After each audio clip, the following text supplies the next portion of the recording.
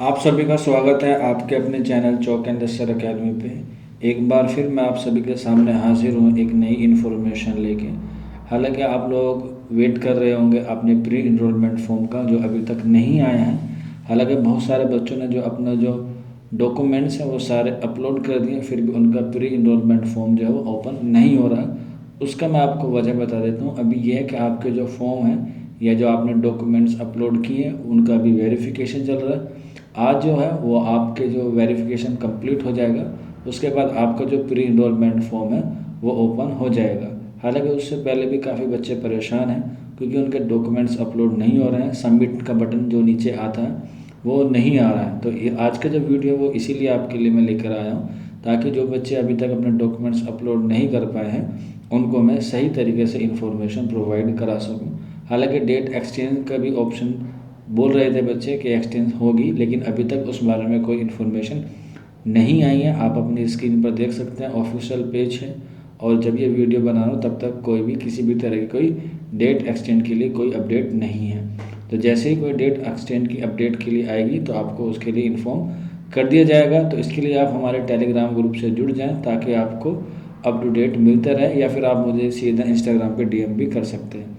तो जिन बच्चों को सबमिट नहीं हो पा रहा है फॉर्म, मैं उनको बता देता हूँ। तो आप देखिए नीचे इस तरह से ये जो हॉस्टल के लिए आपको फॉर्म मांगे गए हैं, जिसमें आप देख सकते हैं स्टार बना हुआ नहीं है।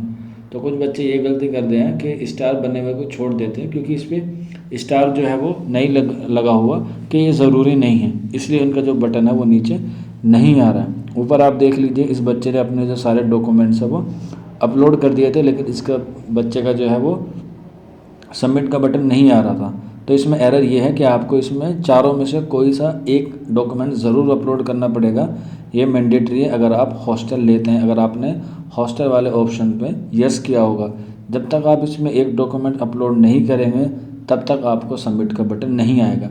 जैसे ही आप इसमें डॉक्यूमेंट्स अपलोड कर देंगे या एक्सटेंशन अपलोड कर देंगे तो उसमें आपका सबमिट का बटन आ जाएगा और आप इसे फाइनली सबमिट कर पाएंगे। अब मान लीजिए किसी से कोई गलती हो गई है, किसी ने गलती से कोई जो डॉक्यूमेंट्स है वो गलत अपलोड, तो उसे भी घबराने की ज़रूरत नहीं है। अगर मान लीजिए कि आपने 10वीं की जगह 12वीं और 12वीं की जगह 10वीं कर दिया, या कोई ऐसा डॉक्यूमेंट था जो आपको फिल करना था उसमें कुछ चीज़ छूट गई थी, मान लीजिए कि आपने एक्सटेंशन में कुछ चीज़ें थी वो सिग्नेचर नहीं भरे या एप्लीकेशन फॉर्म नहीं भरा, तो उसके लिए आपको जेएनयू अभी टाइम देगा। जेएनयू एडमिन आपको दोबारा से एक नोटिस भेजेगा, आप लॉगिन कीजिएगा तो उसमें बता दिया जाएगा कि एरर क्या है। नीचे रेड सर्कल में आपको वो चीज़ें मिल जाएंगी। अभी अप्रूवल नहीं मिला है किसी बच्चे को, प्री इनरोलमेंट फॉर्म जो अभी तक नहीं खुला है, तो घबराए ना। जैसे ही जेएनयू वाले जो है वो अप्रूवल कर देंगे, आज इवनिंग तक मेरे ख्याल से वो सारे अप्रूवल को जारी कर देंगे, फिर आपका प्री इनरोलमेंट फॉर्म खुल के आ जाएगा।